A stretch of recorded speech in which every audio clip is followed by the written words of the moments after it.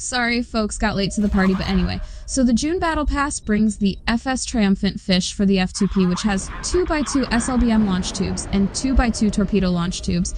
So basically a CN Type 96, but with one torpedo more, slightly slower, and less stealthy than the Type 96.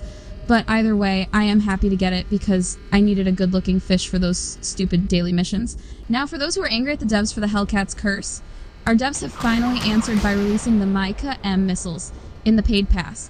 These are surface-to-air anti-flare missiles, dealing up to 120k damage from 4x slots, AoE included. Max range is 10 kilometers or 6.6 miles, and with a reload of 9.8 seconds. So, basically, the devs have flipped the switch on Hellcat users, and hopefully y'all will finally stop complaining. Okay, now, these Micas are surprisingly accurate, and no amount of Pugachev's Cobra could save my ass. Air defense penetration tests show that despite having only 80 HP, the Micas had over 60% penetration against a moderately defended target, but struggled a lot at close range against heavily defended fortresses, with only 32% penetration. We have noticed slightly better effectiveness at long ranges beyond 6 clicks and close range. It's going to need backup from HIMARS, Deterrence, or WS3 GMLRS systems. The paid pass also includes the French-made Mirage 4000 strike fighter with a durability of 12k per jet, afterburner speed of 860 kilometers per hour or 534 miles per hour, maneuverability of 117, and a squadron size of 2.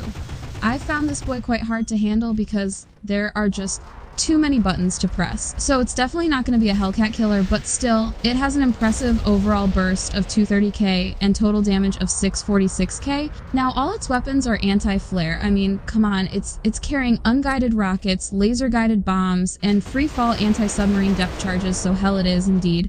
By the way, the machine gun can shoot down aircrafts with awful accuracy, and the AA penetration is horrible, and with Micas on the scene, this strike fighter has no hope. Big L on the Mirage 4K. Then there's the French-made Neuron stealth drone.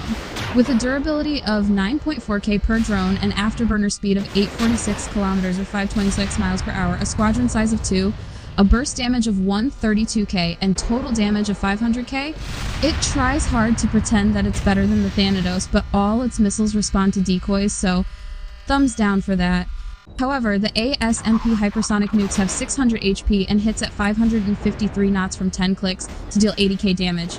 And the AASM hammer missiles have 450 HP and hits underwater targets at 427 knots from 8 clicks to deal 52k damage.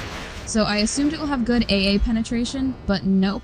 Could have been worse though. I mean, at least the nukes have pretty good penetration, right? Thanks to its 600 HP.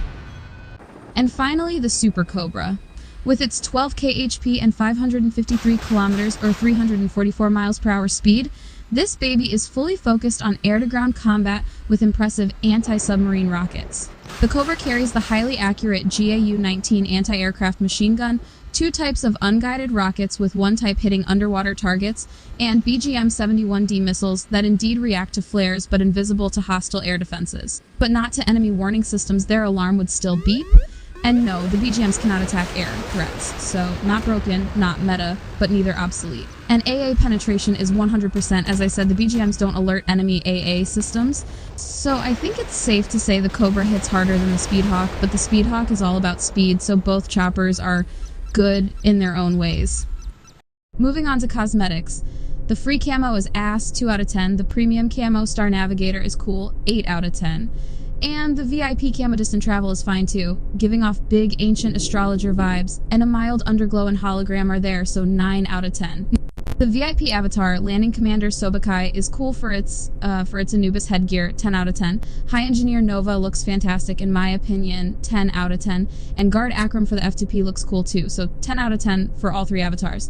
But is the Battle Pass worth it? Honestly, the only good thing about this pass is the Mica missile and maybe the Cobra, because it's like Fennis, minus the AAMs, everything else feels pretty mid. But the Micas are broken because if you're an artillery main, you'll find these anti-flare Micas very handy in taking down hostile Hellcats, so I believe the Micas are carrying the June Battle Pass. Anyway, that's the review for the next Battle Pass. Drop your thoughts down in the comments, and I will see you in the next one. Peace out.